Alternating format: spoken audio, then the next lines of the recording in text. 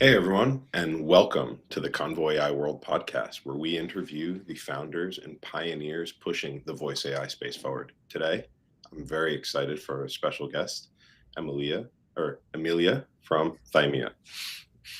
Welcome, Emilia. Hi, everyone. Thank you so much for having me. It's lovely to be here. Very excited. Nice. Uh, so, to kind of get the ball rolling and get things started, I'd love to hear really what inspired thymia and like what inspired you to start this and get involved in this space. Yeah. I guess a quick, just short intro on what Themia actually does. So, Themia is a deep tech company. We're based out of London, and we specialize in using voice as a biomarker for your health, with applications kind of very um, far and wide across healthcare through to safety critical and so on. What actually inspired the founding of Themia? So I founded Themia about 6 years ago now. Prior to that, I was a researcher for about 12 years. Absolutely loved my research. I specialized in using language as a biomarker for cognitive function. I was a neuroscientist at UCL for a long time. And while I was doing my research, my best friend, who is also an academic, actually developed depression. And I saw her firsthand kind of go through the whole process in the UK of trying to get help. She went to the NHS, she saw a GP, eventually she saw a psychiatrist as well, a very good one. But unfortunately, even he didn't realize how bad her condition was. And just 2 days later, she ended up trying to take her own life. And that day, we were meant to be meeting up. She didn't show up, and I went to her house, and I was the one who found her. And as you can imagine, that is very much a life changing experience. Thankfully, it ended up being positive. She's doing a lot better now, but it completely changed how I thought about everything I was doing. Um, it made it very clear that if we don't take all these amazing things we're finding out in research and actually give them to people who can use them in clinical and kind of the real world, then there's no point in what we're doing. And so I instantly quit my postdoc. I think it was maybe within a week, and decided to try and help other people since I couldn't help my friend. And the idea was to basically use voice as a more accurate, objective biomarker. Initially, it was for mental health, starting with depression, and then it kind of expanded from that.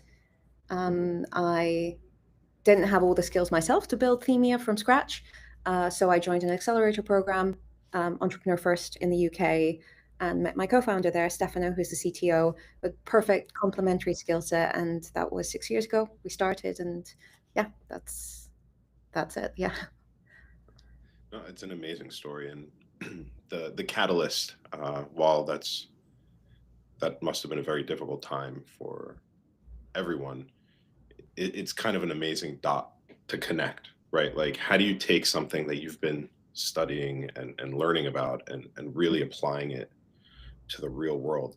Can you tell us a little bit about that science that shaped Themia's like early hypothesis and kind of how you connected the dot, I guess? Yeah, absolutely. So I guess there's a lot of history, like kind of research wise, that links voice or speech in general to mental health. So, speech, you can think of speech as being multimodal in itself, it has different aspects. Um, think about it with three layers. The first layer is kind of acoustics, the sound wave, the physical properties of speech, like how do you actually sound? Loudness, friction, intonation, frequency, whether your voice is hoarse, how your muscles are actually controlling the vocal cords. There's literally thousands of features in the acoustics of your speech. Then content, what are you saying? Content in terms of words, meaning, structures, and then timing. So pauses, breathing, like the slowness or latency of your speech. Each of those aspects is tied to different parts of not just your mental health, but actually turns out the entire nervous system. So for depression, for instance, when somebody is experiencing a depressive episode, they may have a lot more flat intonation, they have low mood, they have fatigue, and that is expressed through voice. There's a lot more personal pronouns that somebody might use because there's a lot of introspection. So there's a lot of features there. That was basically what we used initially to go into building our data set for mental health and building the original models. So starting with depression and anxiety, we knew what we were looking for, and then we just expanded, gathered a massive data set to build this properly. And yeah, started from there, and then went on to not just depression, anxiety, but many other aspects of mental health. In growing our data set and the capabilities of our models, we realized it isn't just mental health, it is the entire nervous system. So we can look at respiratory health, cardiovascular health, and even metabolic health. That's actually my favorite right now. We've started finding signal for diabetes type 2, which is incredible in itself. I can go into that if it's of interest. And yeah, the applications have just kind of skyrocketed from there. So based originally in my research and then expanding as we go. Yeah. No, that's amazing. So you were able to kind of like build that foundational like biomarker model based on data you've assembled, and you knew what pieces to kind of look for in the haystack, right? Exactly. I think people really overestimate how easy it is to do this, or underestimate how hard it is to get relevant health signal from speech, from voice data. They think, okay, you know, somebody like OpenAI or Anthropic, like they have access to, you know, they can just scrape the internet. They have access to so much voice. Surely they can do this. It's not that easy. You need very specific populations, very specific types of data to account for multiple variables. Human curated data is extremely, extremely important. And so it was that knowledge from research of how do you gather this data set? Who do you look at? How do you get them to do longitudinal data collection with you? This is people with depression who don't want to engage with anyone. How do you engage them? And realizing that voice alone isn't going to help us build a data set. We need multiple types of data to fill in the gaps. So our data set is actually multimodal beyond voice. It's video data, behavioral data, EEG data. Now it's blood biomarker data. We're going to be doing urine sample data soon as well. So it's all of that together longitudinally from around the world to build this really strong data set. And that's why people don't necessarily, they haven't heard of us until very recently. It's because it's taken a long time to build this and to get to where we are.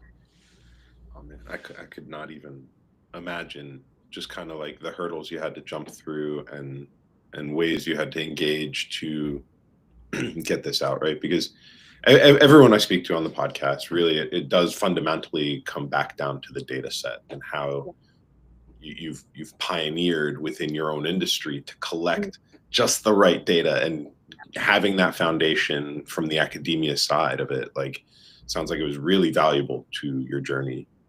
Definitely. And when we started, there were no platforms to enable us to gather this type of data. We had to build our own research platform from scratch to conduct our own trials and research.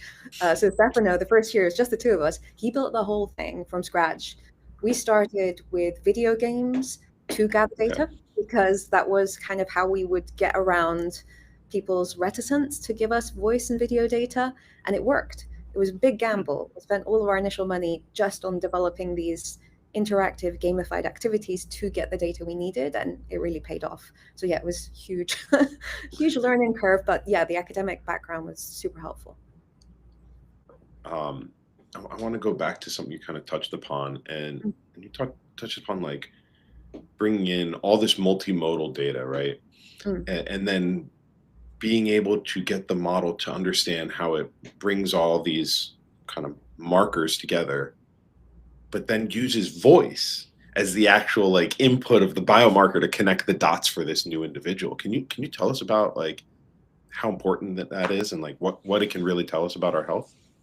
Yeah, so voice, it turns out like those different modalities that I spoke about, content, acoustics, and so on, it's extremely powerful. I mean, I knew this from my research, but I don't think we ever anticipated just how powerful it could become with the power of AI and the right data set and so on. So voice is super powerful, so very strong. Like you can see multiple facets of somebody's state of body, state of mind. But the other big asset of voice is it is everywhere. It is ubiquitous. Everybody in the world, or rather, I mean, not everybody, but the majority of people in the world will use voice to communicate. So it's very natural. It's very comfortable. It's an obvious way of actually communicating. And that also means it's very easy to access. People naturally speak. They don't naturally necessarily turn a video on or anything but talking on the phone, etc. People are very comfortable with it, and it's not as privacy invading as, say, video. So it's that combination of ubiquity, ease of access, ease of collection, the strength within the signal itself that meant we moved from being voice video behavior to just being voice. The one problem we have had with voice, and everybody has it in voice AI, is it is so strong, voice. It carries so much signal, not just about health, but about everything or about everything around who you are as a human. So your age, your birth sex, your accent, your background, ethnicity, how many languages did you speak until the age of 9? That affects how you sound now, where you live. So that is a very strong signal, and you need to differentiate that from what is the actual signal, say, for depression, fatigue, stress, diabetes, differentiate out and isolate the signature that is a condition. And that's kind of what we specialize in doing. That's very interesting. And it comes multilingual? Yes.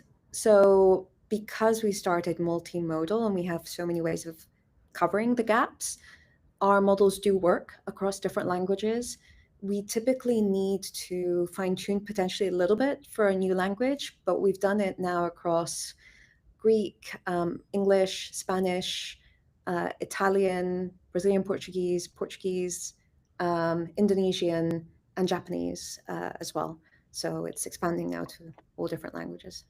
And those are very, like when you think about the style of language of each of those, Yeah, very diverse. they Like are. They are. Yeah. from intonation to tone to just style of speaking, right? Like some people speak really fast, just naturally. Some Yeah. people real slow, Yes. loud. Some people Yeah. just always sound angry when that's just like culturally how everyone sounds. Yeah, my co-founder Stefano always sounds angry. He's Italian, and he's loud. He's angry. There's a lot of gesturing, and we can still tell what is happening. One key thing we do, which is also very important, is yes, we kind of adapt across different cultures, but when we are working with users or individuals, initially we compare them to other people in the data set who will match them for potential confounds like age, gender, and so on. But then over time, we actually build individual longitudinal models per speaker. We do that automatically, but basically you become your own baseline over time. So how you speak, like Hermes, how you are speaking, like you have a deep voice, you're quite, calm, but we'll be able to learn what is normal, quote unquote, for you. And that's where kind of the real strength comes in. That's really cool. So over time, my timeline becomes part of the baseline instead of just strangers.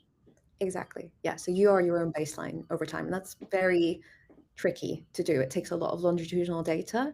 As far as I'm aware, we're the only company doing that at the moment. It's pretty pretty tricky to implement. Yeah. And we only require now just 3 samples.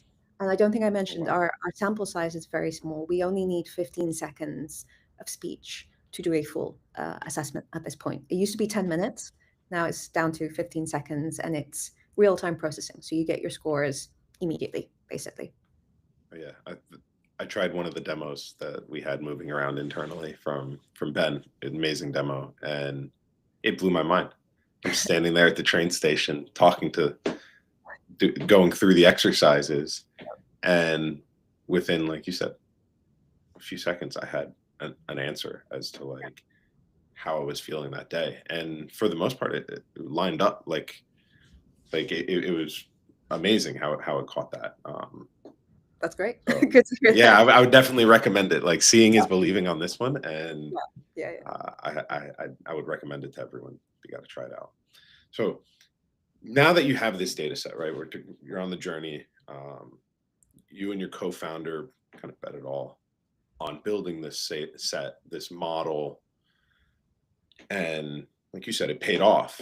Can you tell us about some of these like real world applications, and how does it really deliver on these health and safety insights at scale? Yeah, absolutely. So I think I mentioned like we kind of started with mental health, expanded to other areas of health, and healthcare was our initial, indeed, starting point. So we work with large health organizations like the NHS, we work with pharma companies, and there we are supporting them in assessing, monitoring, triaging for various conditions through voice, essentially. So very kind of clinical application. However, in the last couple of years, I would say one of our biggest areas has been outside of healthcare. We realized that being able, like having a model that can identify through a few seconds whether someone is fatigued or whether they're stressed or distressed, actually had very big applications in safety critical environments. So environments where your fatigue or stress impacts your safety or the safety of those around you. So prime use case, one of our biggest areas is automotive. So we embed our models within vehicles to detect driver fatigue and stress in real time to help avoid accidents. You may not have it currently in your car, but the majority of cars or vehicles are moving to voice first communication with the vehicle, and we kind of embed ourselves there. That's super big. And then other applications like aerospace, airlines, construction, mining, defense, again, where safety is impacted by fatigue and stress. We basically help directly. Um, More recently, it's actually become even bigger. So, with the whole world moving towards voice first communication in terms of not just human to human interaction, but also human to computer interaction, very soon you'll be talking to ChatGPT and Claude through your voice, not just typing.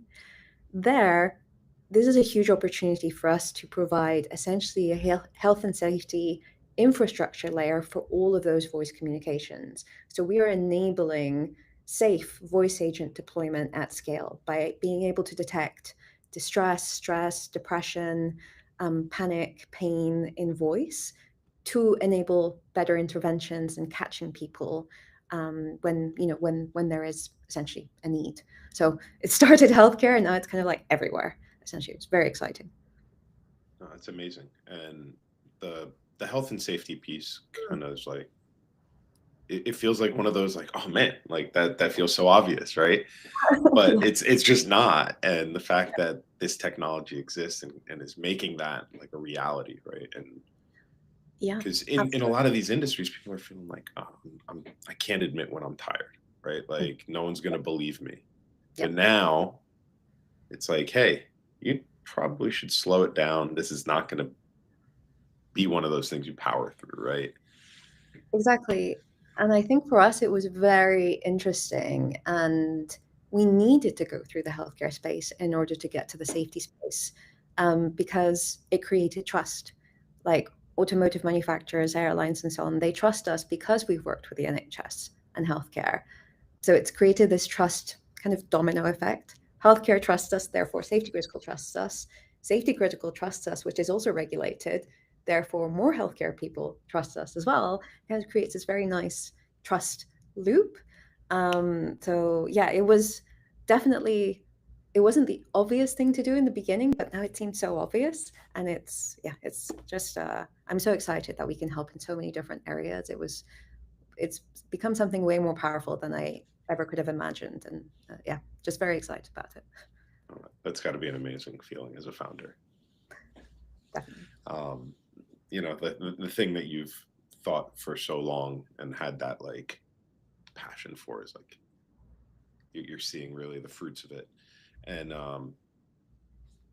really in this time period where you're going through, how do I build up to this and how do we get there? Like, how did you really decide on like what behavioral and speech signals were like most scientifically defensible, right? To gain that trust of the NHS and the healthcare industry to be able to like say, it's valid, it's real. Yeah. I think it's a combination of different things. Like one of the biggest assets we've had as a team has been the team, basically. So we, as a company, we don't have many salespeople. I'm the only person doing sales. We have a massive science team who's separate from AI ML, separate from engineering, and so on. And collectively, the team has over 290 peer-reviewed publications in this space. So it's like really rigorous scientific background. And that's what enabled us to know what to look for to begin with. We were extremely cash efficient. We're an UK company. We're not based out of San Francisco, so our original rounds were not as large as some of the SF rounds. So being able to be efficient there was super key. And so, yeah, we based the original data sets and what we were looking for on that background, on that scientific research. And then the models were super strong. Then you go through, certifications from cybersecurity, data processing to actually regulation as a medical device, and all of that builds trust over time. And the more people that trust you, the more that kind of creates that flywheel effect. So in the beginning, it was based on existing research. Now we've got to the point where our data set is so big and so rich. We know everything about everyone we're gathering data on clinically, just making that very, very clear. We're Within the bounds of. within the bounds of, yes, like kind of everything is like very, it's a whole, like we go through ethics approval processes. Like we have an ethics committee review everything we do. It's very rigorous. Through that, we've actually been able to find signal in new areas we never anticipated. For instance, diabetes. If you told me 6 years ago you could hear diabetes through somebody's voice, I'd be like, are you crazy? That's not possible. It turns out it is. There's a lot, like uh, nerve damage through chronic hyperglycemia that is affecting the muscle coordination and nerves around your vocal cords, the capillaries in your lungs, the fatigue in the lungs, meaning you can't breathe as much, like the capacity kind of shrinks. All of that kind of creates these signatures. And it's been like now going like strength to strength, identifying our own signal, and then kind of building, validating, iterating, filling the gaps, and kind of going from there. That's amazing. It's it's like almost mind blowing, like how Yeah. the effects from all these different pieces all over your body, right? Like diabetes is something that affects, it's like a blood Yep. sugar issue, right? And Yes. so you never think that it also wears on your vocal cords, your right. You hear of things where they're talking about like neuropathy and Mm. that nerve damage aspect, but the cascade throughout the body, Yeah. which then manifests through the voice. Yeah. Absolutely. Sorry, I'm just having this moment where like my mind is kind of like. No, it's very powerful. Yeah. In the beginning, like I guess the key thing for us is making sure we do everything right and making sure we're being really rigorous. So initially it was like, are we sure this is diabetes? Like, is it something else? Like, are we picking up something else? Like, is it BMI that we're picking up instead, which is correlated? So then you have to actually gather more data to control for that. And it's like, no, it's not that. Okay, is it something else? Is it maybe the medication that somebody is on because they're diabetic? Is it something else? Is it something else? And so when you start to actually dig in, then you build more of that confidence. Like, no, it's actually, this is what we're reading. This is what we're genuinely measuring. And so yes, it can be used to support and to help clinicians and other people. So we never intend to replace doctors with any of the things that we're doing. It's more to augment their capabilities and to allow them and others to focus on what they do best, which is kind of human to human interaction and so on. But yeah, it's extremely, extremely powerful. That's amazing. You have like this very rich validation pipeline, we Yeah. can call it, right? Like, because you're validating, okay, this signal is actually this, it's not Yep. Z. And so you're going from like just collecting this data to being able to show the signals. And then is that then peer reviewed? And how does that kind of make its way through to, again, because you mentioned like this is all through the research and through these cycles that build trust. Yeah, absolutely. So it's very similar to how like an academic kind of process would look like, just kind of a lot faster and more efficient. But it's, you start with a solid hypothesis, typically based on signal or literature, gather a large amount of data from the right population at scale with the right labels, multimodal if you can, control for confounds, iterate, assess in a larger scale, a kind of more representative real world sample. Um, we've started complementing the data set with synthetic data to fill in the gaps. So we're actively now creating data that, like voice data, synthetic voice data that has health signal in it. We're able to do that now, and that enables us again to fill in more gaps. We build the models, test them out, productionize them, and then we publish on it. We're a smaller team, so we can't publish as quickly as we'd like, but it does go through that whole process. It's peer reviewed, and yeah, I mentioned earlier, kind of the whole team is has loads of publications, so they all want to publish. It's just, it's a process. But yes, we're currently we have papers being reviewed in multiple big journals, including like Nature scientific publications. So excited to see the new ones coming out.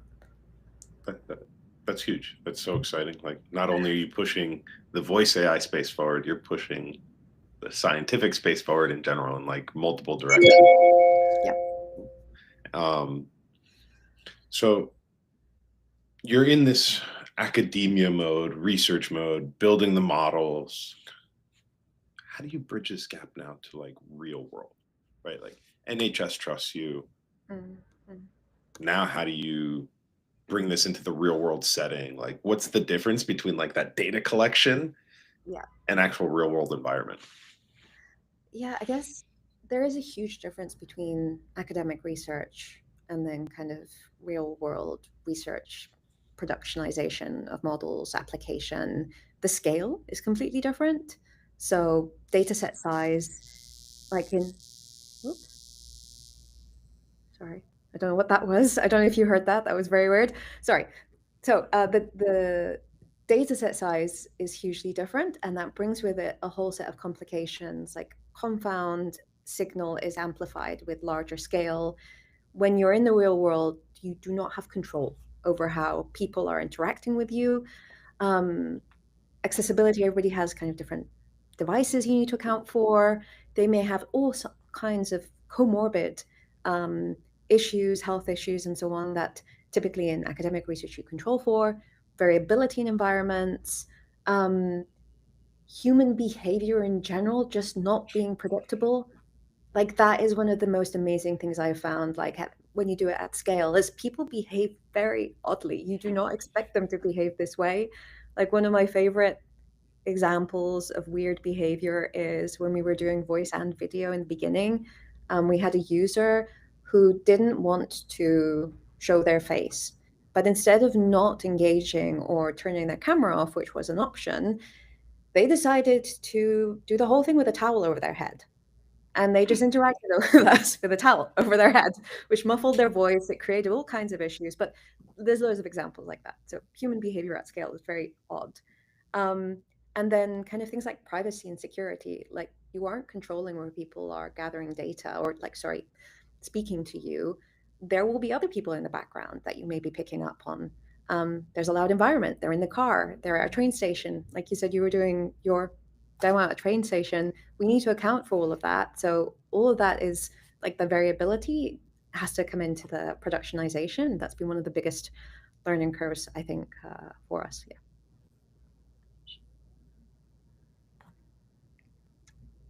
I just have this vision of, there's so many memes in the developer world of like how the developer envisioned it, how product envisioned it, how the user uses it. Yeah. And I'm just picturing this person with like a towel over their face. Yeah, so like a full towel like over their head. And they did it multiple times. It wasn't just one time. It was like a longitudinal data collection exercise. And they just insisted on having a towel. I think we reached out to them. We're like, you can turn the camera off. It's okay. But yeah, that was very interesting. I think that's my favorite. But there's lots of other ones as well. Yeah. We're here to capture your voice. Sure, sounds good. Yeah. Exactly.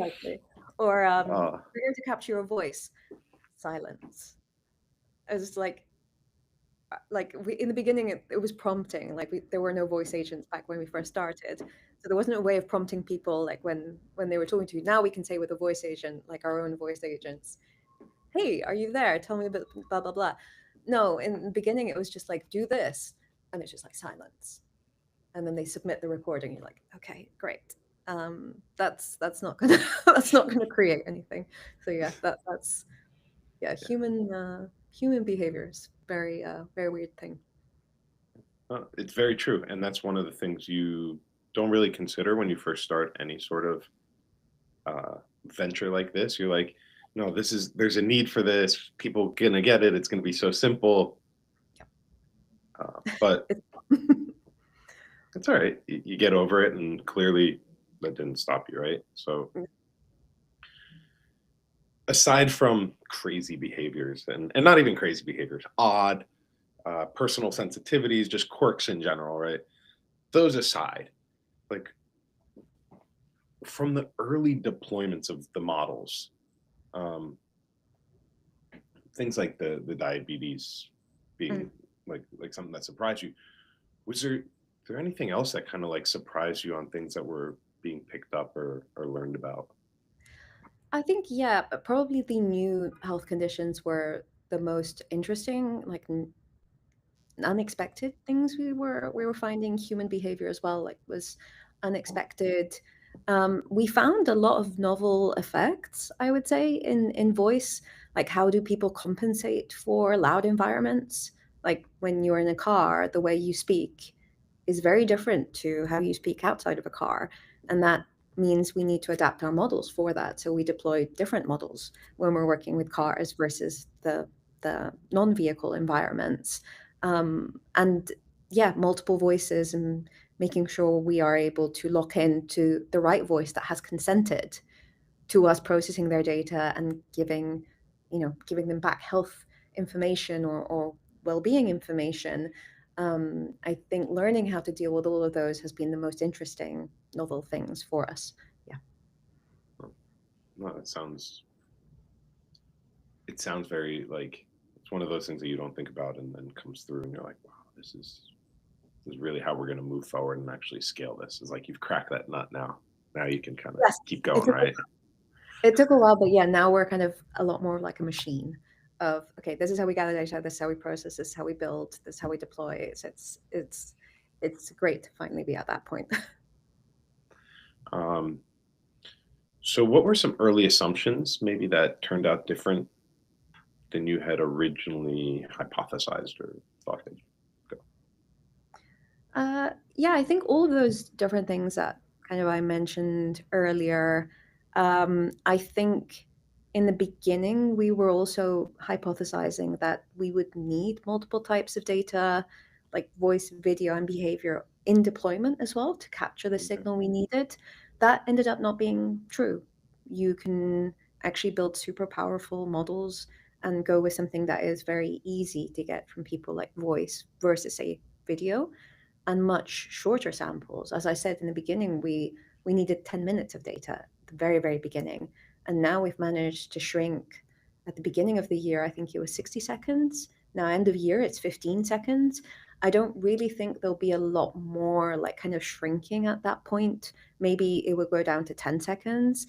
And then the kind of how quickly you process and feedback the data. Again, it used to be minutes. Now it's 0.2 seconds you get kind of processed information. So I think the speed of change also is probably something we weren't necessarily expecting. That's amazing. From from like almost an hour Yeah, to 10 minutes, right? Like that's a massive order of magnitude yeah, to already come down. And then 15 seconds, that's like, yeah.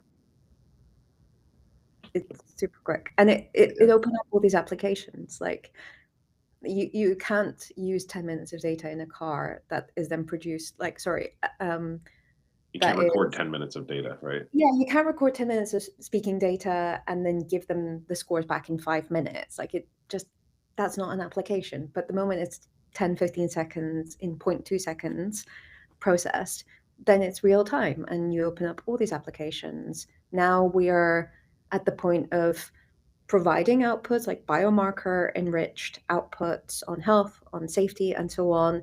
And that in real time informs policy reasoners we're building to then recommend different actions that is adaptable in different environments. We work with the partners we're working with to create these policies. So that would not be possible if we couldn't do all this processing and recording in such a short time. So it's creating completely novel products we hadn't imagined in the beginning, like this health and safety infrastructure layer through voice in real time.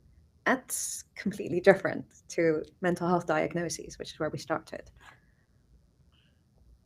Well, that's quite the path growth, right? Like the fact that you could go from such a long kind of recording cycle, which only really works in probably healthcare and medical situations, Yeah. to now this bite-sized, almost like social media clip Yeah, of yeah, voice yeah. can now kind of it makes it applicable everywhere, especially now as voice becomes so much more ubiquitous as like the interface for communicating with the technology. Yeah, And absolutely. Yeah, it's like it's less than a TikTok um, video. Not that I use TikTok much, but apparently it's a nice way of saying it. So all the all the social media platforms now are really getting into that bite-sized yeah, format. So the fact that it fits within something that is guaranteed, right? Like the signal is guaranteed to have attention for 15 seconds. yes, So you get a very probably good reading in that time period. yeah, definitely, definitely. So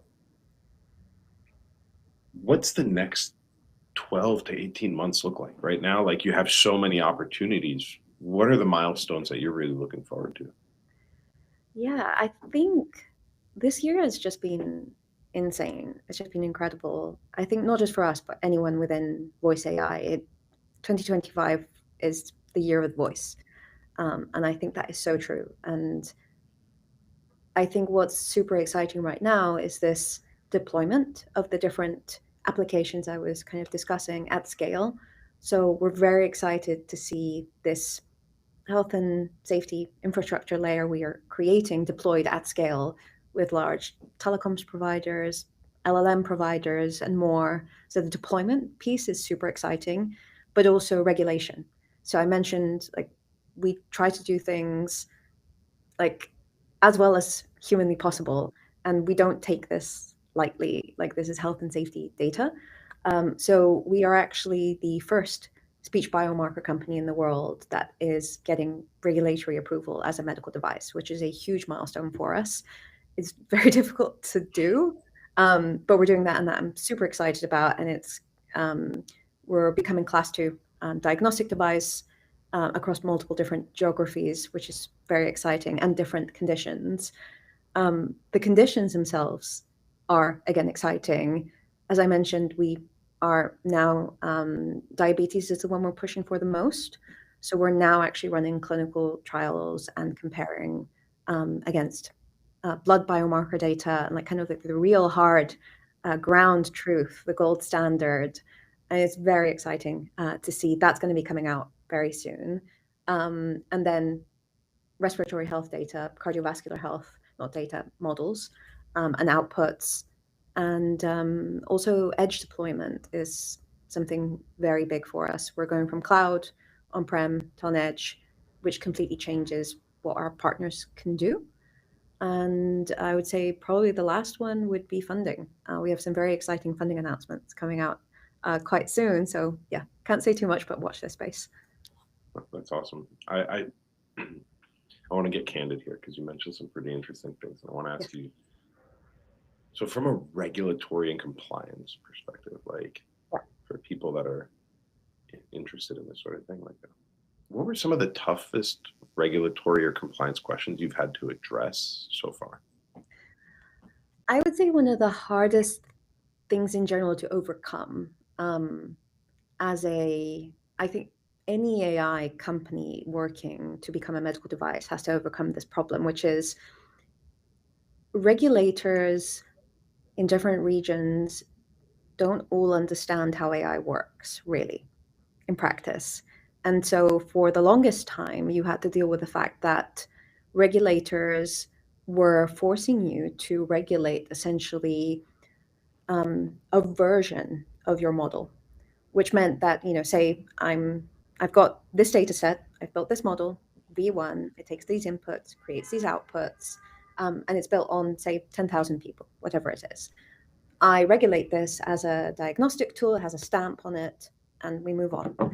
The problem with AI is that the very next day, when I get even one person's new data going in, that version of the model is obsolete. You are you iterate, you build a better version because you should, and that's how AI works. But regulators didn't see that. They force you to regulate a version, which actually is stifling innovation. It's stifling your ability to make better models, and it pushes people away from regulation. So they would rather not regulate than be forced to just maintain an outdated model and then pay again, do the whole process again for the next version.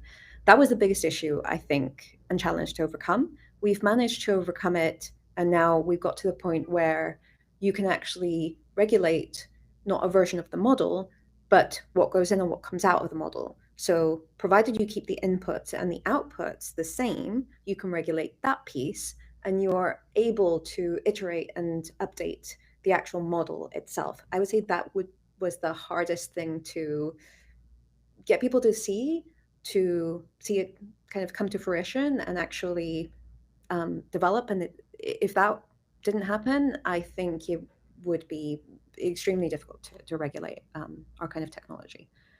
I don't know if that answered your question. No, I totally did, and I think that was very interesting. Like that that initial hurdle of just this is how the process works, Yeah. and this is how the AI process works, which was like, Yeah, it's just like, yeah, because I remember, like, I think I remember speaking at the EU Parliament at some point on this and saying, guys, I I want to get stuff regulated. The way you're forcing us to regulate is not realistic. You need to adapt. And thankfully, things have changed.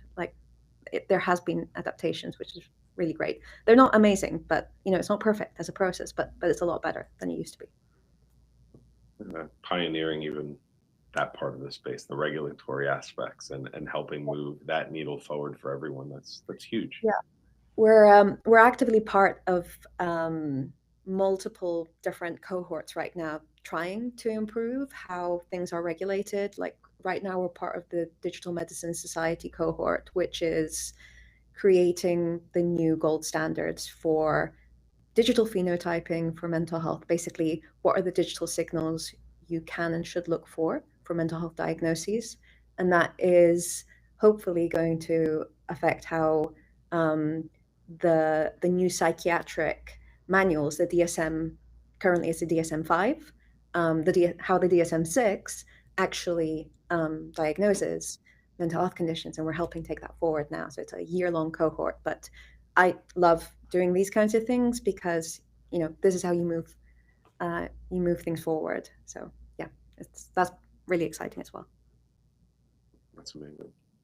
Um, you mentioned you got a funding round, and I can imagine if regulatory and compliance is kind of misunderstanding some of this space, like what are some of the things that maybe investors are not really understanding and things you'd have to educate on and would like to educate on? Yeah, I think there's probably a lot. There's when we started with mental health, it was the whole mental health side that needed a lot of explaining. Now I think with voice AI, people are a little bit more like investors are more up to speed with what this technology can do. Um, the amount of investment that's gone into voice AI this year alone has shown that people are understanding it.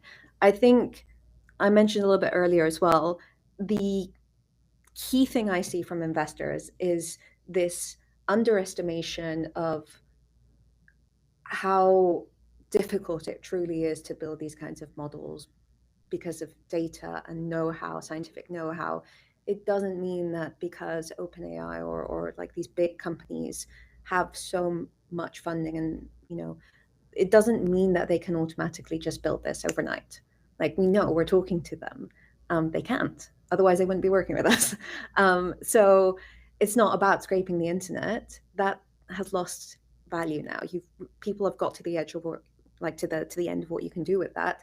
It's about human curated data sets, really rich labels, know-how, and so on, and the amount of just effort that needs to go into that. I think that is something still investors are not all on board with, but yeah, hopefully they are getting there. They're understanding it slightly. Yeah. That totally makes sense. I could see where there's people out there that think, oh well, Whisper AI is out there. Like there's all these other models. Like you're just rapping, and it's no. This started from scratch. Yeah. This is Exactly. very specially curated exactly for this purpose. Yeah, that's another thing, is like every time I speak to an investor, it's like, yes, but what models do you use? I'm like, oh, we built the models. No. But what do you use? Do you use ChatGPT? Do you use Claude? No, we built the models. Yes, but what? I'm like, okay. You Let's gotta start with wonder how many times they've asked that question. And the person's like, "Oh well, under the hood, it's actually." It's like, no, under the hood, there is no under the hood ChatGPT. It's us. Oh yeah, there's always a moment there. Yeah. But that's got to be a great feeling when they're like, "Oh, so what are you using?" And you're like, "I made it. Yeah, we made it. Yeah, yeah. The team made it, right? Like Yes. this is ours." Right. Yeah. Um, Yeah. so aside from maybe misconceptions and investors and stuff, the voice AI is kind of like an exploding field in general, and within health and safety. What do you think is maybe like an overhyped trend, and what do you think people are just like aren't paying enough attention to? Like what's underrated? Yeah, I think with voice AI, like as you said, kind of like exploding, there is an overemphasis or overestimation of the value of automation, automating human tasks or automating processes that are already there. And don't get me wrong, I think AI powered automation of things is fantastic. It should be done, but it's not the be all and end all.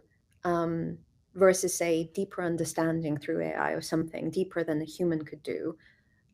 Like an example I can give you is kind of this intersection of voice AI with mental health, for instance, where you have loads of chatbots and voice bots now, where in mental health they are simply automating questionnaires that already exist. But those questionnaires are subjective, they are biased, they are broken. You are automating a broken system. You're just making it automatic. You're not So solving you're the actual problem. accelerating the brakes. You are. And there is this false promise through, say, voice automation of mental health questionnaires. There's this false promise of increased access to care. You're not increasing access to care. You're increasing the number of people who then need to be seen without differentiating them and propagating an existing problem and creating more bottlenecks. Whereas if you actually, say, focus on biomarkers or focus on a more deeper understanding and different way of looking at it, you can start to break that problem. For instance, that's one of the ways we work with the NHS is we don't just do like automating a questionnaire. We will figure out through the biomarkers at the point of entry who is truly suffering, and who needs to really be seen very quickly versus who can wait a little bit longer versus actually this person isn't suffering from a mental health issue. It's something entirely different. Therefore, they need to be triaged out into a different pipeline, or maybe they don't need to be seen by a doctor. They need to engage with, say, for instance, social prescribing, which is a thing in the UK where you engage with community. And a lot of the time people are lonely and they reach out to doctors. I think about a third of all doctor appointments are due to loneliness because they want to engage and talk to someone. Being able to differentiate and help there can actually create better flows and can address the problem rather than just augmenting an existing bottleneck, I would say. So I'd say that's probably the most overhyped thing I'm seeing. I mean, it makes sense. Mm. it's kind of the thing on everyone's tongue is like, oh, AI is going to take over this. It's going to automate everything. It's like, Yeah. Yeah. I mean, AI is going to help a lot of stuff. It's going to automate a lot of stuff. But at the end of the day, humans are very good at doing certain things. AI can do other things. Everybody basically has their own expertise and specialty, and that will come out over time. Like I'm not worried. I hear people getting really, really worried about what AI is going to do. I don't think it's not going to be that way. It's just going to eventually be filtered out in that way. Like, this is what AI is good at, this is what humans are good at, and it's complementary, essentially. that makes sense. And it's like you said, the AI is able to kind of go and think more deeply and process a lot more of this information in one go than Yeah. the human could. But the human can direct the AI. The AI isn't thinking of new novel approaches. Absolutely. And I think it's so important to have the concept of a human in the loop. Like with our models as well, we have the concept of a clinician in the loop. We don't want to replace the clinician. We want to augment their capabilities, but they need to oversee um, how it's used.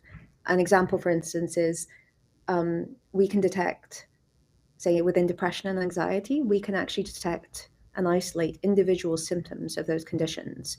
There's about 15 different symptoms. So mood changes, fatigue issues, attention, but also appetite problems. So we can detect if somebody is having issues with their appetite, not eating, overeating.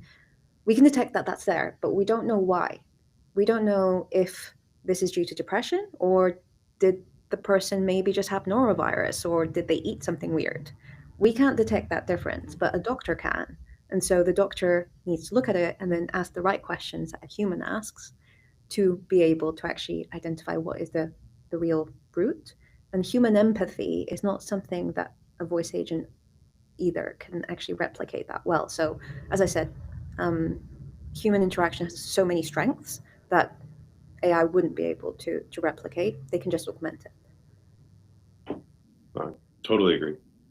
Um, I know we're getting to the top of the hour, and I want to be very respectful of your time because you have been so generous with us in sharing so many insights. Thank Um, you. I have one more question, Yeah. and this one's a bit of a wild card. So, if you weren't working with voice, let's say, what other part of the human cognition would you be using AI to understand? It's a very good, it's a very good question. I think I'm very biased. Like, I've always done language, so voice is You very can say much, language. You can say yeah, voice. language is something I've always looked at. But I think because there's so many things that you can look at through voice, one thing I would like to look at would probably be just consciousness itself. Probably trying to understand what is human consciousness, what is consciousness, can we replicate it, can we build it with AI? That would be super interesting. I think it opens up like it's a whole Pandora's box, but I think it's a very interesting area. I think now we're seeing like a lot of physical AI as well with robots and so on. That is going to be like the next big thing. I think is consciousness, maybe in a few years. No, it's an amazing thing to just think about. Just like sit there and pause and like, yeah, it brings a whole nother set of ethics questions when the Absolutely. machine now has consciousness Hmm. but doesn't get a break. Definitely. Yeah. As I said, Pandora's box, it's a whole different thing, but it's very interesting. Intellectually, it's a huge, interesting problem. Philosophically, intellectually, it's I think it's actually really cool and interesting space. I would agree with you there Definitely. that I've Yeah. never heard someone talk about it, and it's like, wow, that'd be an amazing space. Yeah. Um, I think it's coming. I think it's coming. Probably. Yeah. Well, I want to say very big thank you to you, Amelia and Thymia, for joining us today, and to all our viewers watching live and to everyone listening along. Uh, Please like, subscribe, and we'll see you on the next one. Thank you.